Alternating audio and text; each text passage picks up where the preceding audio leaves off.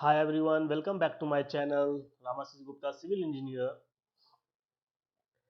In this video I am going to explain you the basics of IS code 2502-1963.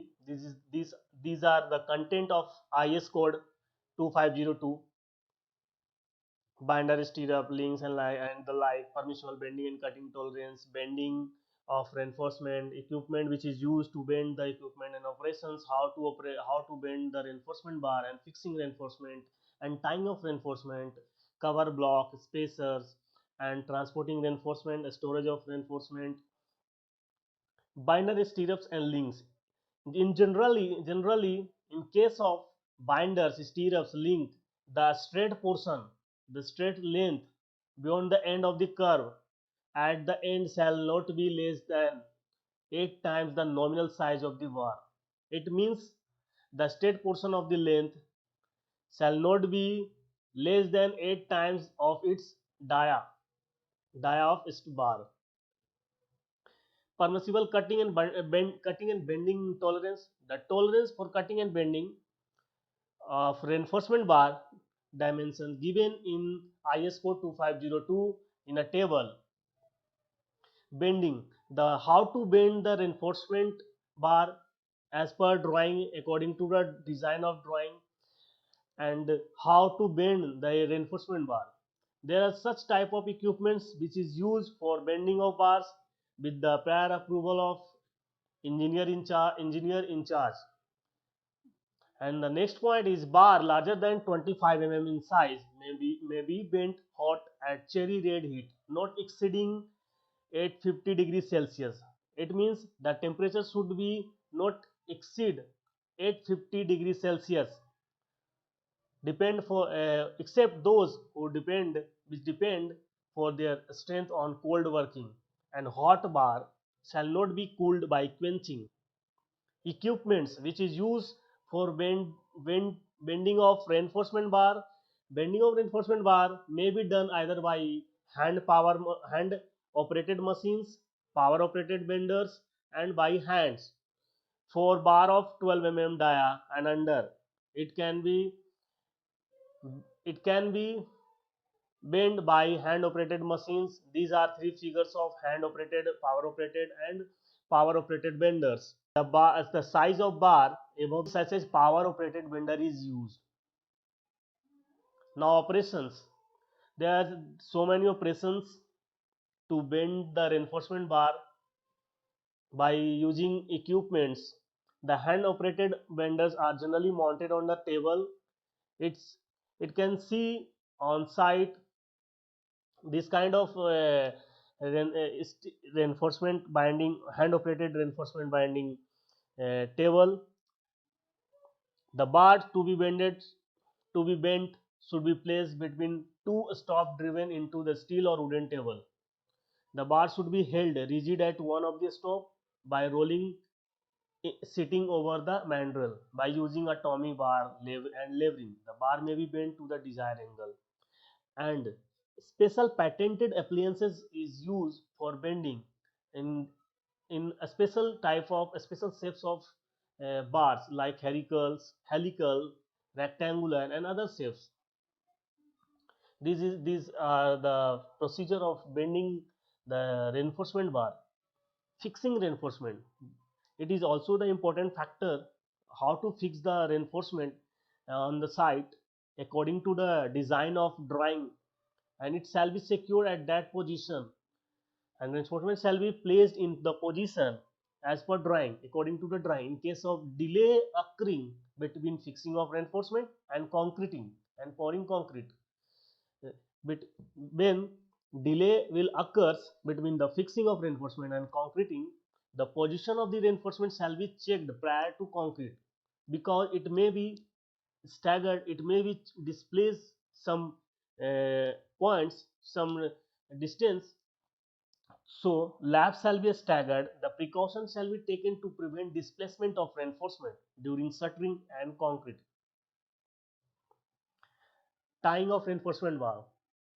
Tying is nothing, it is a type of binder used to bind the two reinforcement which is crossing each other It shall be secured by binding wire of size not less than 0.9 mm dia.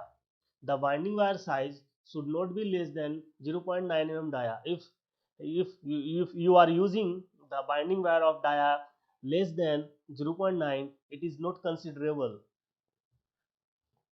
And according to IS 280-1962 specification for mild steel wire, in such a manner there will be no slip each other at the time of fixing and concreting. So every compression bar shall be tied at least in two perpendicular direction, and this can be see, you can be see this type of method of tying reinforcement bar is illustrated in figure. These are three figures. They are these are the three different type of binding wire used to tying cover block. Cover block are generally provided between the reinforcement and shuttering to maintain the concrete cover between the reinforcement and shuttering plate. Cover, the main important thing is it is made up of cover block. It is cover block is made up of concrete mortar, which grade is same as what I am using in a structure of any kind of concrete. So it is a very considerable point also. This is the figure of cover block. Spacers. A spacer is provided between two rows of reinforcement that maintain the separation of reinforcement is called a spacer. Like in wall, multiple rows of reinforcement are provided. It is very important that the distance between two successive rows are properly maintained while concreting. So, two rows of reinforcement are separated and kept in their correct position by being attached to an accurate bent bar. They act as a distance piece. This is the figure of spacers bar which is provided in between two layer of two rows of reinforcement, that is called spacers, which maintain the distance between two rows of reinforcement, and this is the cover block which maintain the cover of reinforcement and shutterings. As same as in beams, with top reinforcement, it is desirable to suspend the top reinforcement from the formwork by suitable arrangement and rigidly held in position by a stirrup or other members. In column reinforcement, especially in heavy reinforced column, in column subject to the combination of direct load and bending should be properly tied. Otherwise, the strength of column will be considerably affected. So, uniform pattern in elevation is very compulsory. The tie may be staggered provided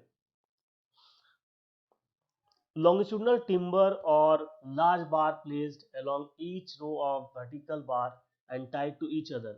Between every 6 bar of opposite row, cross piece of wood or steel should be tied for single vertical row of a structure bar in wall. A timber frame, you can see in the figure temporary timber wired to occasional bars.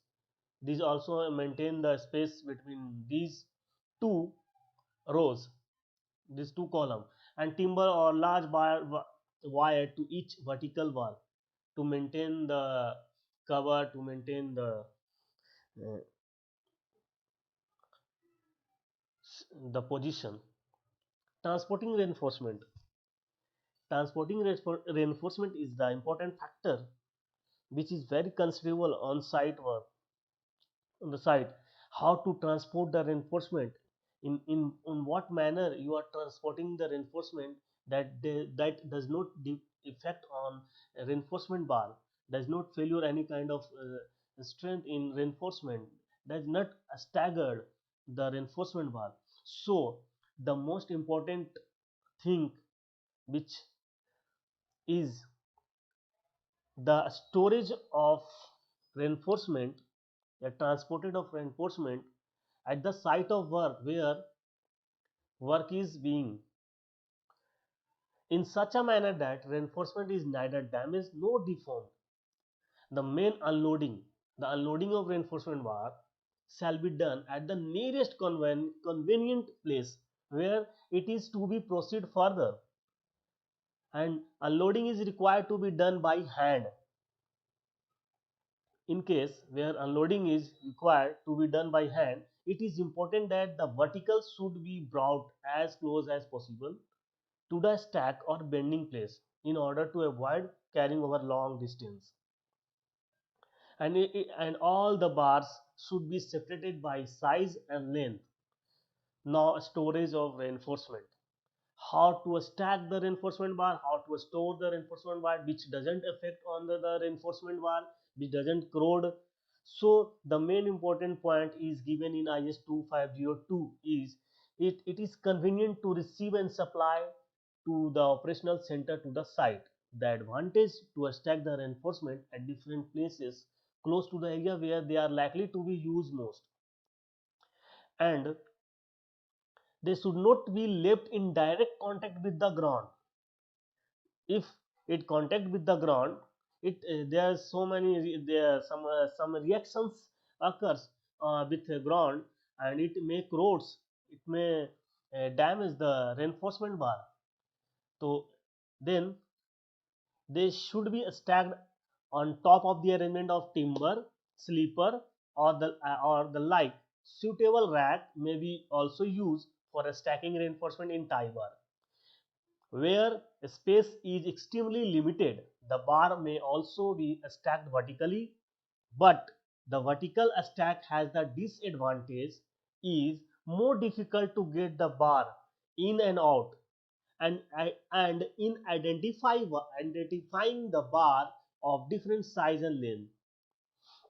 The bar should be stacked in such a way that the various size and length can be quickly and easily, and it prevent from deterioration and corrosion.